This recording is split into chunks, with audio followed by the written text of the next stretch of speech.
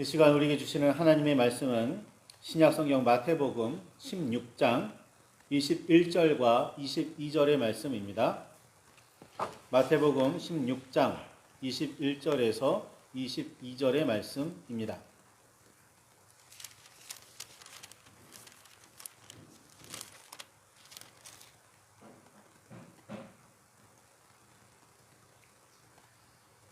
찾으셨으면 우리 함께 말씀을 봉독하시겠습니다.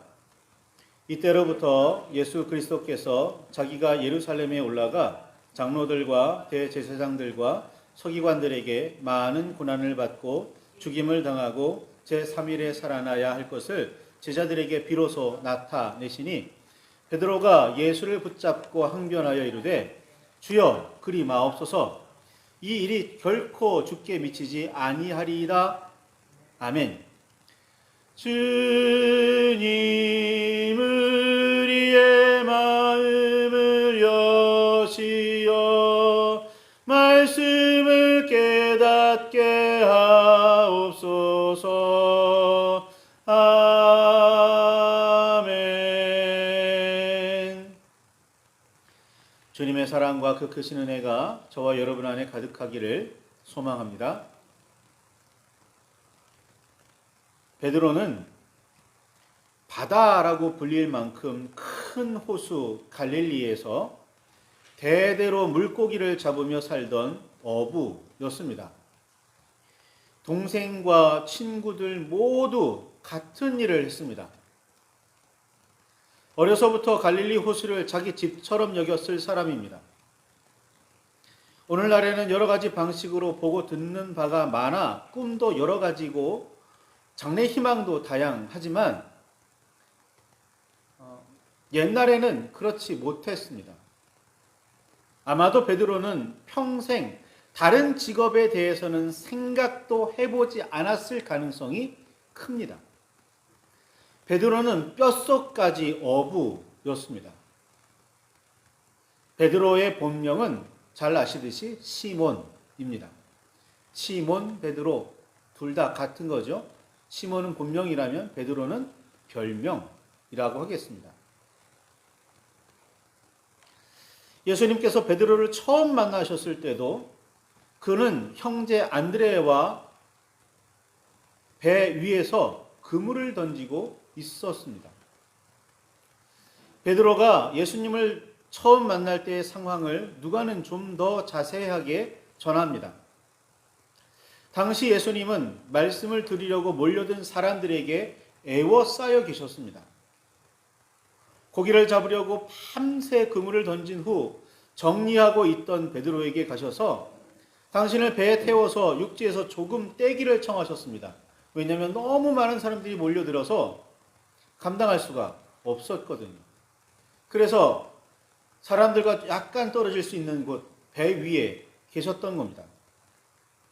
그리고 베드로의 배 위에서 찾아온 무리들에게, 몰려든 무리들에게 말씀을 가르치셨습니다.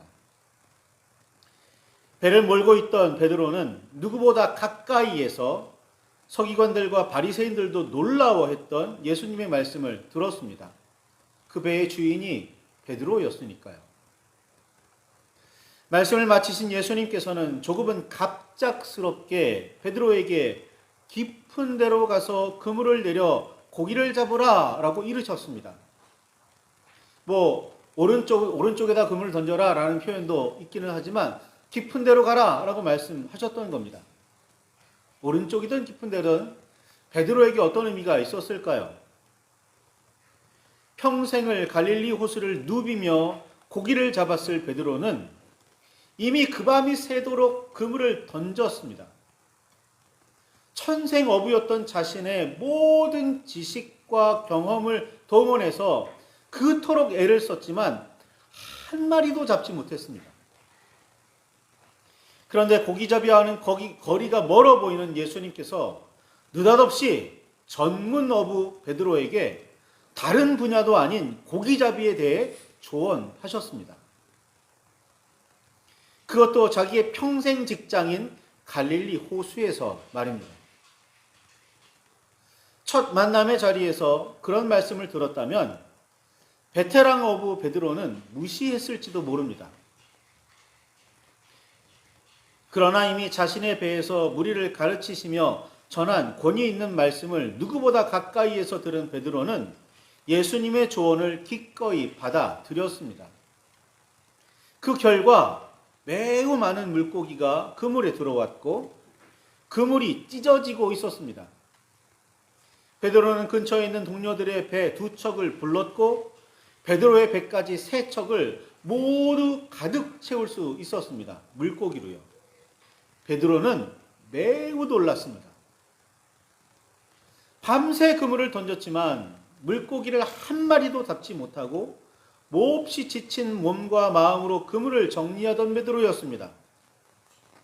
예수님과 같은 배에 타서 누구보다 분명하게 말씀을 들은 베드로이지만 예수님의 조언에 따라 많은 물고기를 잡은 후에는 감당하기 어려울 정도로 놀랐습니다. 베드로는 즉시 예수님의 무릎 아래 엎드려서 주여 나를 떠나소서 나는 죄인이로소이다 라고 말할 수밖에 없었습니다. 예수님의 권위 있는 말씀을 듣고도 이렇게 반응하지 않았습니다. 예수님의 말씀을 따르는 정도, 한 번 더 고생하지 그 정도였겠죠. 그런데 이 놀라운 사건을 경험한 이후 베드로는 태도가 달라집니다. 말씀을 들을 때와는 또 달라요. 무릎을 꿇으며 주님 저를 떠나십시오. 저는 죄인입니다. 라고 했던 겁니다. 베드로의 이 말은 죄에 대한 회개 이전에 매우 큰 놀라움의 표현이었고 이때부터 예수님을 경외하게 되었다는 의미였습니다. 그냥 좋은 말씀 가르치시는 선생님이 아니라 하나님의 사자로 인식했다는 뜻입니다. 이후에 있었던 이야기를 종합해보면 아직 그리스도시요 살아계신 하나님의 아들까지는 아니었습니다. 그래도 베드로에게는 생전 처음 겪어보는 충격이었고 자기도 모르게 하는 놀라운 고백이었습니다. 이후 베드로는 자신의 장모에게 걸렸던 심한 열병이 낫는 일도 옆에서 보았고 비록 잠시뿐이었지만 말씀에 의지하여 물 위를 걷기도 했으며 죽은 아이를 살리는 자리에는 요한, 야고보와 함께 있기도 했습니다. 누가는 예수님께서 기도하실 때 특별히 이 세 사람, 베드로, 요한, 야고보 이 세 사람과 함께 가셨고 이 세 사람은 산 위에서 남다른 체험을 하기도 했다고 전합니다. 베드로는 예수님의 가르침이 이해되지 않을 때에는 기억해 두었다가 풀어주시기를 청했고 예수님도 귀찮아하지 않으시고 쉽고 자세하게 설명해 주셨습니다. 복음서에서 베드로는 상당한 비중을 차지하고 있습니다. 그래서인지 성경에는 그런 표현이 등장하지 않지만 특별히 베드로를 예수님의 수제자로 손색 없다고 평가하는 사람들이 많습니다. 어느 날 예수님께서는 제자들에게 사람들이 자신에 대해 어떻게 말하더냐라고 물으셨고 이어 너희는 나를 누구라고 생각하느냐라고 물으셨을 때 베드로는 주저없이 고백합니다. 주는 그리스도시요 살아계신 하나님의 아들이시니이다 라고 말입니다. 이 당시로는 매우 조심해야 할 표현이었습니다. 주라는 단어는 로마 황제에게나 붙일 수 있는 칭호였습니다. 신들에게 붙이는 수식어이기도 했던 이 단어는 신의 아들 혹은 신으로서 온 세상을 소유하고 다스린다고 여겼던 로마 황제에게나 어울리며 사람 중에는 아우구스투스에게만 돌려져야 한다고 여겼습니다. 그런 단어를 속국인, 로마의 속국인 유다, 그것도 시골 출신 목수에 불과한 예수에게 돌렸다는 사실이 알려지는 날에는 큰 사달이 날 것이 분명했습니다. 왜냐하면 이 정도 표현을 함부로 썼다가는 반역죄로 몰리기 십상이거든요. 더구나 그리스도라는 단어는 이스라엘 민족과 유대인에게는 여호와의 역사를 이 땅에 이루려고 하나님께서 보내시고 세우신 구원자, 지도자, 온 세상의 왕을 뜻했습니다.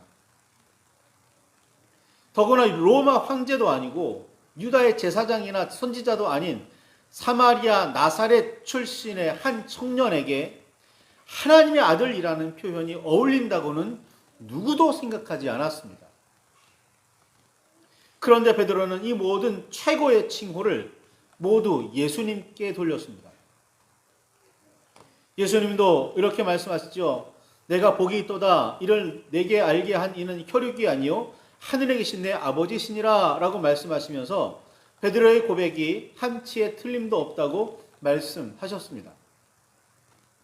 예수님의 말씀대로라면 베드로는 하늘에 계신 예수님의 아버지 여호와 하나님으로부터 참되고 온전한 지혜를 받은 사람이었습니다. 하늘의 복음을 깨달은 사람, 복된 사람이었습니다. 이어서 예수님께서는 너는 베드로라. 내가 이 반석 위에 내 교회를 세우리니 음부의 권세가 이기지 못하리라 라고 말씀하시며 베드로를 한껏 높이셨습니다. 그리고 이어서 내가 땅에서 무엇이든지 매면 하늘에서도 매일 것이요 내가 땅에서 무엇이든지 풀면 하늘에서도 풀리리라 라고 말씀하시며 천국의 열쇠를 맡기시겠다고 말씀하셨습니다. 마태복음 16장 17절에서 19절에 이르는 말씀들이지요. 이 말씀에 따르면 베드로의 허락 없이는 누구도 천국을 드나들 수 없습니다. 그 열쇠를 쥐게 된 사람이 베드로입니다. 수제자에 이어 이후 최초의 교황으로까지 높여진 사람이 베드로입니다. 예수님께서도 인정하셨습니다. 그런데 이 베드로는 이후 한순간에 추락하고 말았습니다. 이때로부터 예수 그리스도께서는 자기가 예루살렘에 올라가 장로들과 대제사장들과 서기관들에게 많은 고난을 받고 죽임을 당하고 제3일에 살아나야 할 것을 제자들에게 비로소 말씀하기 시작하셨습니다. 베드로를 비롯한 제자들은 모두 충격에 휩싸였습니다. 여호와 하나님의 아들로서 이스라엘을 구원하시고 유다를 온전하게 하신 후에 온 세상의 왕이 되셔야 할 분이 예루살렘에 올라가 장로들과 대제사장들과 서기관들에게 고난을 받다가 죽임을 당하신다니요. 제3일에 살아나리라는 말씀은 귀에 들리지도 않았습니다. 베드로는 특별히 더 격렬하게 반응했습니다. 그는 예수를 붙들고 항변했습니다. 어떤 분은 베드로가 예수님의 멱살을 붙들고 흔들며 크게 소리 질렀다라고 해석하기도 했습니다. 그만큼 예수를 붙들고 항변했다라는 이 표현은 매우 거친 표현인 겁니다. 어떻게 예수님께서 그러실 수가 있느냐고 말이죠. 온 세상의 왕으로 등극하셔서 온 세상을 다스려야 할 분이 돌아가신다고요? 그것도 힘없고 능력 없는 대제사장들, 서기관들, 바리새인들의 손에 의해서요?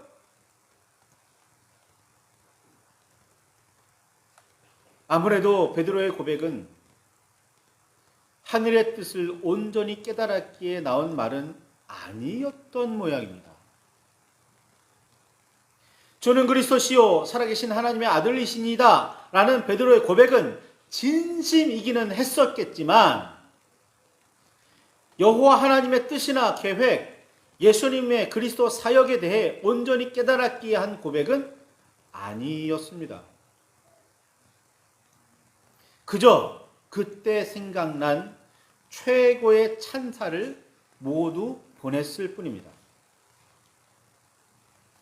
우리가 무슨 영성 집회나 행사에서 은혜 받은 후 흔히 느끼는 감정적 흥분 상태에서 나온 감탄사에 불과했습니다. 우와, 어떻게? 그럴 수가 정도 말입니다.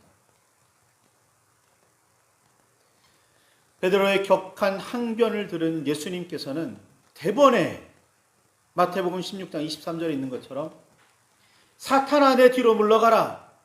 너는 나를 넘어지게 하는 자로다. 내가 하나님의 일을 생각하지 아니하고 도리어 사람의 일을 생각하는도다. 라고 말씀하셨습니다. 누구에게요? 베드로에게요. 천국의 열쇠를 쥐어준 베드로에게요. 하나님께서 지혜를 주셨다는 그 베드로에게요. 조금 전에 대단한 칭찬과 함께 천국의 열쇠를 맡기시겠다고 하신 그 베드로에게 말입니다. 베드로를 반석으로 삼아 그 위에 교회를 세우시겠다고 약속하신 바로 그 사람에게 말입니다. 은혜 체험이 감정적 흥분에서 멈추면 안 되는 이유를 이 사건은 너무나 잘 보여줍니다. 아멘을 너무 생각 없이 외치면 안 되는 이유도 잘 알려줍니다. 예수님께서는 베드로와 제자들에게 누구든지 나를 따라오려거든 자기를 부인하고 자기 십자가를 지고 나를 따를 것이니라 마태복음 16장 24절에 말씀하셨습니다. 대단한 성공과 부귀와 영광을 기대하지 말라고 말입니다. 자기를 부인하고 자기 십자가를 지고 따르라고 말입니다. 자기를 부인하지 못했기에 고난의 길을 막으려고 했고 자기 십자가를 지려고 하지 않았기에 고통과 불행에 빠졌다며 실망합니다.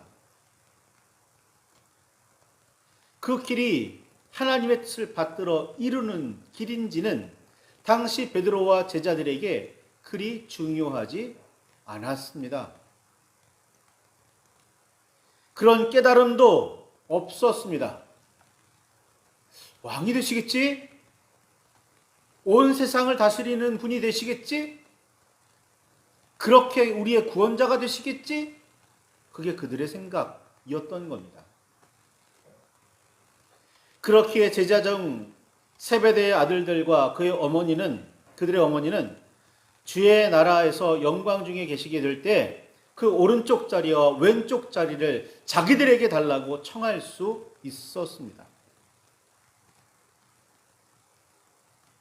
예수님께서는 그럴 의도가 없으셨는데 말이죠. 아무래도 베드로의 고백은 진심이기는 했으나 참되고 온전하지는 못했습니다. 아무래도 베드로는 교황으로까지 높여질 사람은 아닌 것 같습니다. 이때까지의 베드로를 보면.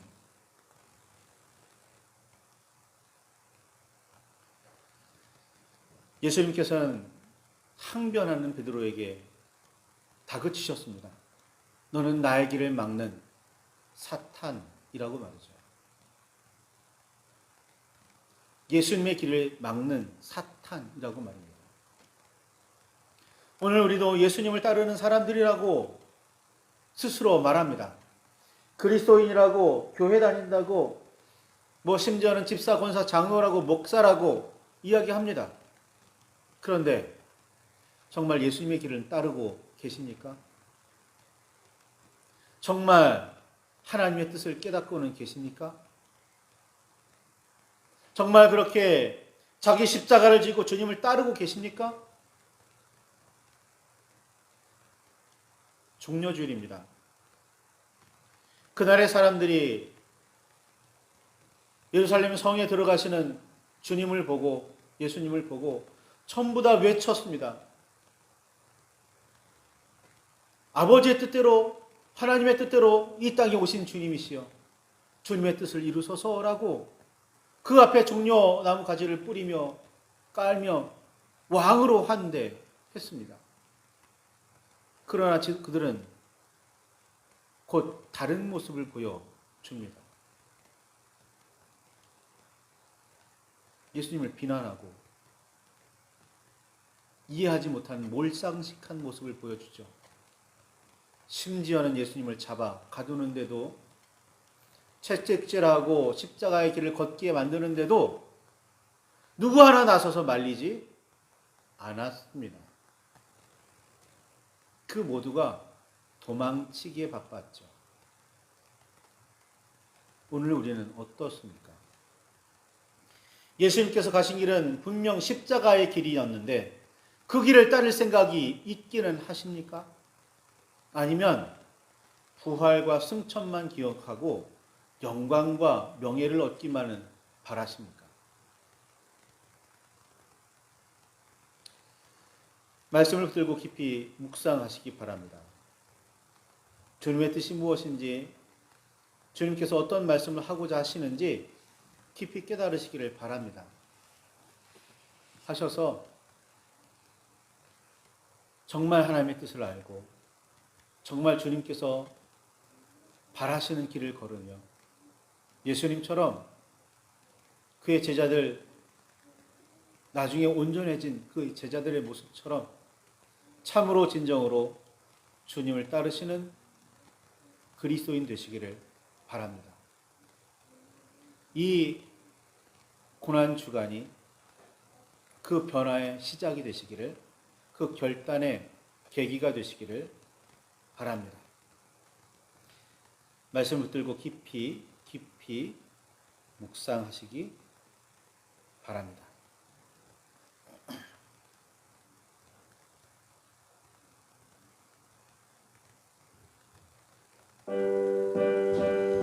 아버지 하나님, 우리 가운데 역사하시기를 소망합니다. 임하시기를 원합니다. 우리 가운데 함께 하시기를 원합니다. 아버지 하나님,